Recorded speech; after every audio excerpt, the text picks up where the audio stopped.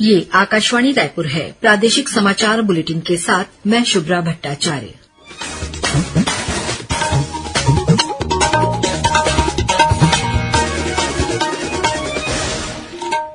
और अब पेश है आज के मुख्य समाचार। आयुष औषधि के भ्रामक विज्ञापन पर अंकुश लगाने सर्वोच्च न्यायालय ने जारी किए निर्देश। सूचना प्रसारण मंत्रालय के पोर्टल पर शुरू की गई स्वघोषणा अपलोड की सुविधा। प्रदेश के विभिन्न महाविद्यालयों में चलाया जा रहा है दीक्षारंभ कार्यक्रम। राष्ट्रीय शिक्षा नीति के बारे में विद्यार्थियों को दी जा रही है जानकारी। दिल्ली दौरे पर छत्तीसगढ़ के राज्यपाल ने प्रधानमंत्री और केंद्रीय मंत्रियों से की मुलाकात। और सावन के तीसरे सोमवार को आज शिव मंदिरों में किया गया विशेष श्रृंगार। भोरमदेव मंदिर पहुंचे कांवड़ियों पर मुख्यमंत्री ने हेलीकॉप्टर से की पुष्प वर्षा।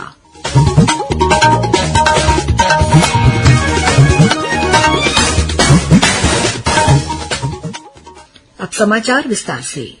आयुष औषधि निर्माता, विज्ञापनदाता, विज्ञापन एजेंसियों को भ्रामक विज्ञापन पर अंकुश लगाने सर्वोच्च न्यायालय ने निर्देश जारी किए हैं। इसके अनुसार विज्ञापनदाताओं, विज्ञापन एजेंसियों को उपभोक्ताओं को घोषणा कर ये प्रमाणित करना होगा कि विज्ञापन निर्धारित कोड का उल्लंघन नहीं है।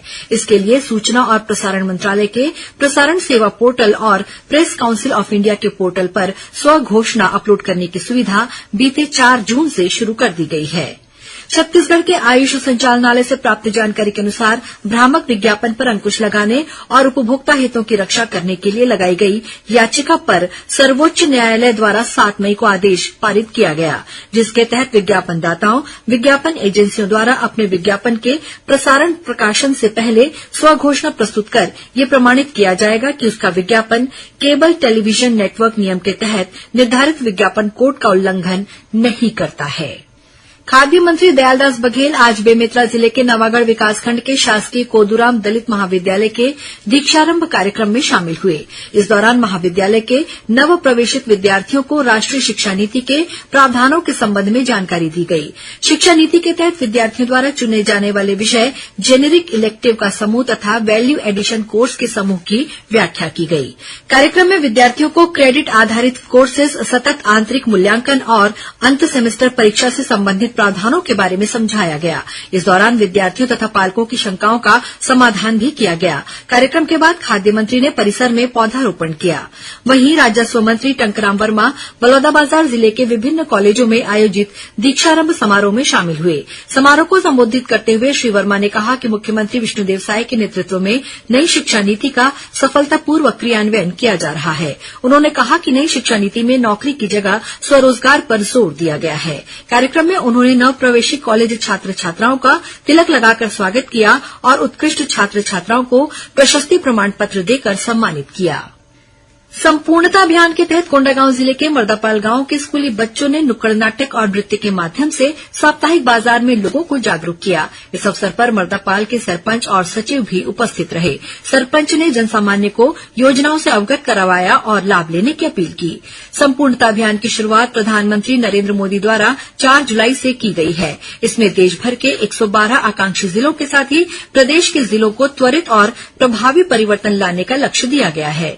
अभियान के जिला स्तरीय नोडल अधिकारी अखिलेश गायधनी ने बताया कि संपूर्णता अभियान 5 विषय वस्तुओं शिक्षा, स्वास्थ्य एवं पोषण, कृषि एवं जल संसाधन, वित्तीय समावेशन और कौशल विकास पर केंद्रित है। उन्होंने बताया कि संपूर्णता अभियान 30 सितंबर तक पूरे देश में चलाया जाएगा। मुख्यमंत्री विष्णुदेव साय ने कहा है कि आदिवासी बहुल छत्तीसगढ़ राज्य में स्वास्थ्य सुविधाओं को और बेहतर बनाने के लिए राज्य सरकार के साथ साथ निजी क्षेत्र की भागीदारी भी जरूरी है। छत्तीसगढ़ राज्य के गठन के बाद से अब तक प्रदेश में स्वास्थ्य सुविधाओं का तेजी से विस्तार हुआ है। राज्य सरकार का ये प्रयास है कि प्रदेश के नागरिकों को, विशेष रूप से दूरस्थ अंचलों के मरीजों को भी अच्छी सुविधाएं उपलब्ध हो सकें। मुख्यमंत्री श्री साय राजधानी रायपुर के एक निजी अस्पताल के शुभारंभ कार्यक्रम को संबोधित कर रहे थे।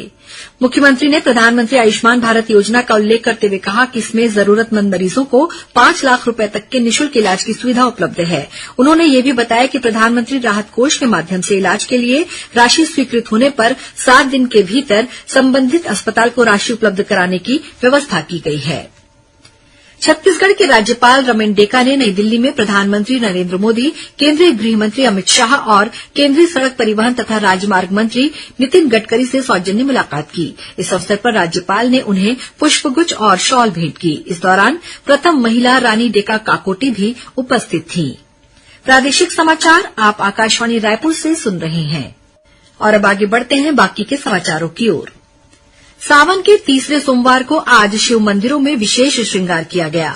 महादेव घाट स्थित हटकेश्वर नाथ महादेव मंदिर में आज सुबह 4 बजे से रात 12 बजे तक निरंतर अभिषेक किया जा रहा है। वहीं रायपुर के स्टेशन रोड स्थित नीलकंठेश्वर शिव मंदिर में 108 बार रुद्र महाभिषेक किया जा रहा है। शिव मंदिरों में भक्तों की भीड़ उमड़ पड़ी है। इस बीच मुख्यमंत्री विष्णुदेव साय ने आज कबीरधाम जिले के भोरमदेव मंदिर में सावन के अवसर पर पहुंचने वाले हजारों कांवड़ियों का हेलीकॉप्टर से पुष्प वर्षा कर स्वागत किया। मुख्यमंत्री के साथ उप मुख्यमंत्री विजय शर्मा ने भी कांवड़ियों का अभिनंदन किया। इसके बाद मुख्यमंत्री ने भोरमदेव मंदिर में भगवान शिव की विशेष पूजा अर्चना की और रुद्राभिषेक भी किया। मुख्यमंत्री और उप मुख्यमंत्री ने मंदिर परिसर में श्रद्धालुओं से मुलाकात कर उन्हें अपने हाथों से प्रसाद का वितरण किया। उप मुख्यमंत्री तथा नगरीय प्रशासन मंत्री अरुण साव कल लोकपर्व हरेली के अवसर पर जन समस्या निवारण पखवाड़ा के तहत रायपुर के चंगोरा भाटा में आयोजित शिविर में शामिल हुए। इस दौरान उन्होंने कृषि औजारों और गेड़ी की पूजा कर प्रदेशवासियों और किसानों की सुख समृद्धि की कामना की।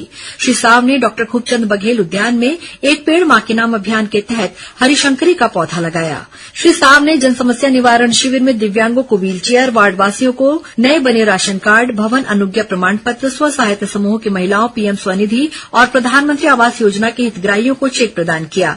उन्होंने सफाई मित्रों को सम्मानित भी किया। श्री साव ने शिविर में रायपुर नगर निगम के चैट बोर्ड का शुभारंभ भी किया। इसके माध्यम से अब लोगों को ऑनलाइन संपत्ति कर जमा करने, नए नल कनेक्शन के लिए आवेदन देने और जमीन खरीदी बिक्री जैसी सुविधाएं मिलेंगी। इस अवसर पर उन्होंने वार्ड में विभिन्न विकास कार्यों के लिए 1 करोड़ रूपये देने की घोषणा की।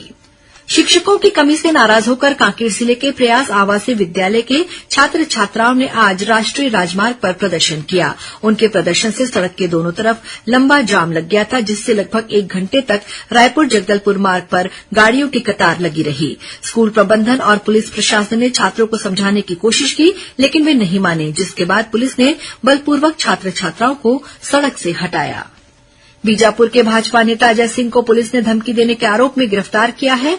बताया जा रहा है कि भैरमगढ़ निवासी एक व्यक्ति और एक अन्य मामले में ठेकेदार ने पुलिस में अजय सिंह के खिलाफ जान से मारने की धमकी देने और 15 लाख रुपए मांगने की शिकायत की थी। इस आधार पर पुलिस ने कार्रवाई करते हुए भाजपा नेता अजय सिंह को गिरफ्तार कर लिया है। और अब पेश है मौसम का हाल।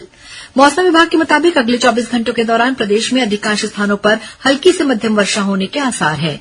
एक पूर्व पश्चिम द्रोणिका राजस्थान से लेकर उत्तरी ओडिशा तक बनी हुई है। इसके असर से प्रदेश में 1-2 स्थानों पर आकाशीय बिजली गिरने और भारी वर्षा होने की संभावना है।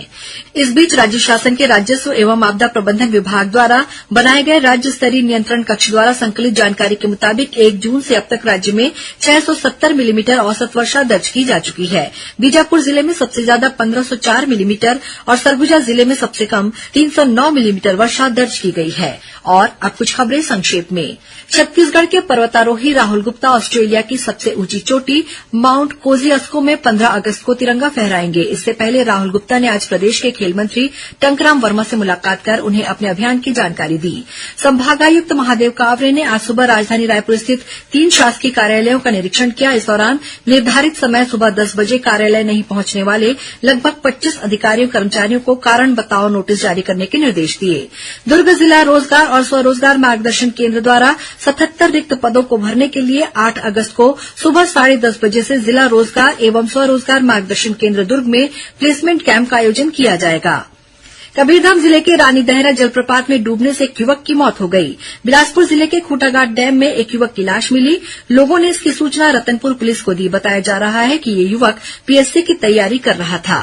दुर्ग जिले के जामगांव में तेज रफ्तार अज्ञात वाहन ने बाइक सवार मां बेटे को टक्कर मार दी। इस दुर्घटना में गंभीर रूप से घायल युवक को एम्स अस्पताल में भर्ती कराया गया, जहां इलाज के दौरान उसकी मौत हो गई। और कोरबा जिले के ग्राम पसान के भर्रापारा में जंगली हाथियों के दल ने 7 घरों को क्षतिग्रस्त कर दिया है। वनकर्मी हाथियों पर निगरानी रखे हुए हैं।